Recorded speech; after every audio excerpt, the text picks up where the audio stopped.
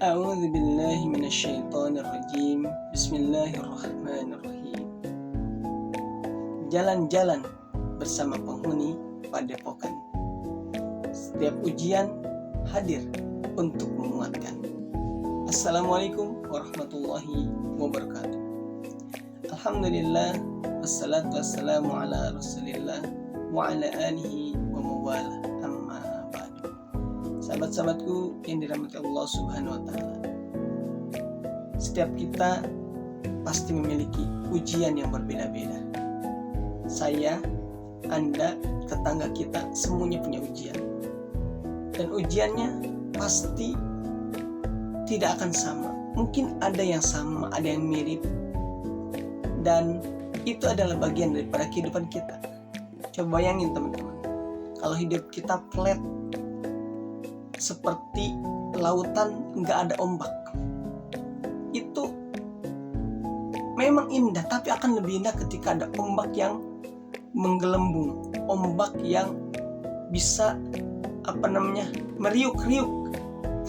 Sebagaimana kalau ada pepatah dari tetangga negara kita, the smooth sea will never give a good sailor. Laut yang tenang itu tidak akan menghadirkan pelaut yang ulung. Artinya bahwa ujian itu benar, dia akan memberikan kekuatan. Nggak ada pelaut yang lahir menjadi ulung kalau lautan itu datar, tenang. Nggak akan ada orang yang berselancar. Kenapa dia bisa berselancar dengan indahnya? Kita lihat karena ada ombak di lautan yang tenang itu. Nah, teman-teman yang dirahmati Allah Subhanahu wa Ta'ala, dalam kehidupan juga demikian. Kita tahu bagaimana Rasulullah SAW sebagai orang yang lahir di gurun pasir, di masyarakat jahiliyah, yang ia hari ini bahkan dalam buku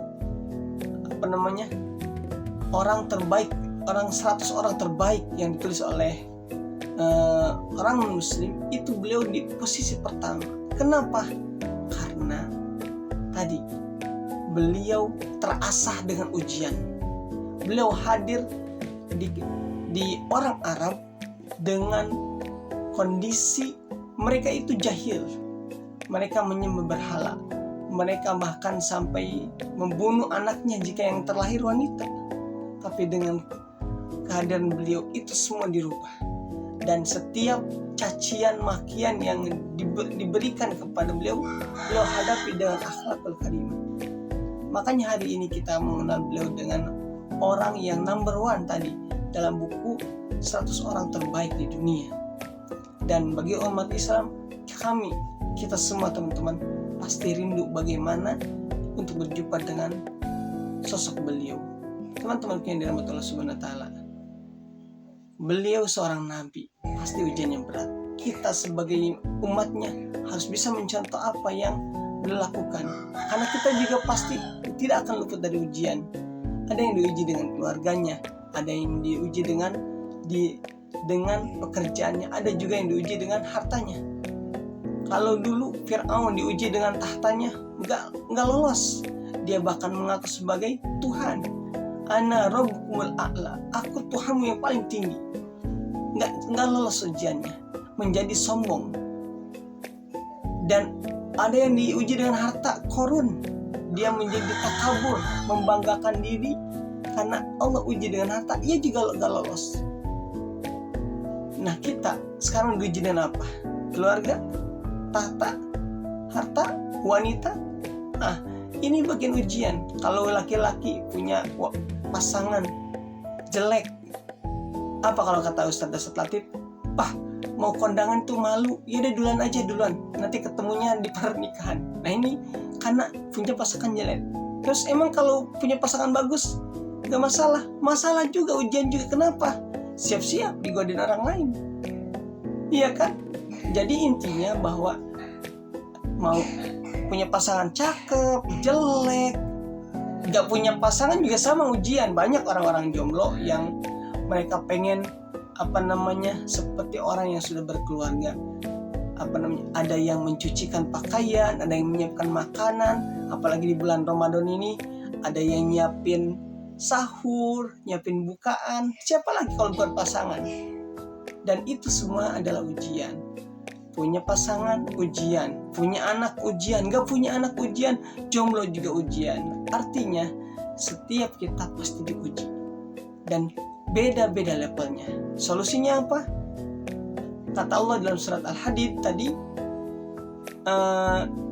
ma asaba min musibatin fil ardi wala fi anfusikum illa fi kitabim min qabli an nabraha inna dzalika 'alallahi yasir.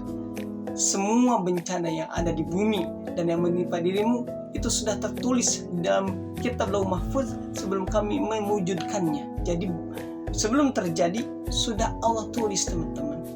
Kenapa Allah berikan itu? Allah jawab dalam surat ayat 23 di surat Al-Hadid surat ke-57, likaila ta'asau ala ma fatakum wala tafrahu bima atakum wallahu la yuhibbu kulla mukhtalin fakhur. Supaya kamu tidak bersedih hati dengan apa yang luput darimu dan tidak terlalu berbangga diri dengan apa yang Allah berikan kepadamu, dan Allah tidak menyukai orang-orang yang sombong dan membanggakan diri. Nah, teman-temanku yang dirahmati Allah Subhanahu wa taala, kalau Firaun tadi karena tahta dia menjadi sombong, Qarun menjadi takabur dengan hartanya, dan juga hamba-hamba yang lain yang mereka tidak berhasil melewati ujian ini, maka mudah-mudahan kita semua, walaupun ujiannya berbeda, mudah-mudahan di bulan Ramadan di hari kelima ini, bagi yang baru 5 hari, bagi yang baru 6 hari, ya sama-sama semoga kita menjadi hamba-hamba yang bisa melewati setiap ujian dengan perilaku sebagaimana Rasulullah SAW menghadapi ujian. Tenang saja, karena ala bidzikrillah tatmainnul qulub. Sesungguhnya hanya dengan mengingat Allah maka semuanya hati ini akan menjadi tenang. Karena sejatinya ujian dan solusi Allah yang punya. Apapun yang ada di bumi ini Allah yang punya. Tinggal minta sama Allah.